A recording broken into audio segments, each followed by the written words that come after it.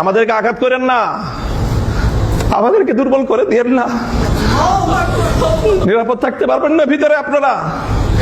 আমি তো বললাম আজকে দাঁড়ান, কে আছেন এই দাওয়াতুল মুসলিম গায়রুল মুসলিমিনের মধ্যে দায়ীদের পিছনে দাঁড়িয়ে রাষ্ট্রের বিরুদ্ধে লড়াই করার জন্য হিম্মত নিয়ে মাঠে নামবেন? কে আছেন? আসেন, আমরা আসবো। আমি ঘোষণা দিয়ে যাচ্ছি আপনাদের কাছে, এটা নিয়ে যদি সামনে আমাদেরকে আরো বড় কোনো পদক্ষেপ নিতে হয়, যদি সরকারের বিরুদ্ধে এটার জন্য রুখে দাঁড়াতে হয়, আমরা রুখে দাঁড়াবো ইনশাআল্লাহ। কাজে আমাদেরকে দুর্বল করে দিলে আখেরে আমরা সবাই ক্ষতিগ্রস্ত হব।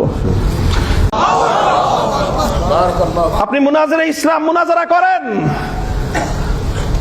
করেন, আপনারা বাতিলের মোকাবেলায় দালায়েলের বহস করেন, আপনারা আপনাদের মতো করে বহস করে যান। আমরা হয়তো মুনাজারা করব না, বহস করব না, কিন্তু আপনি আহলে হক হয়ে, আপনি উলামায়ে দেওবন্দের একজন মুখপাত্র হয়ে যখন মুনাজারা করবেন, মনে রাখবেন আপনার তাহাফুজের জন্য আপনার পিছনে মামুনুল হক কুকুর হয়ে দাঁড়িয়ে আছে।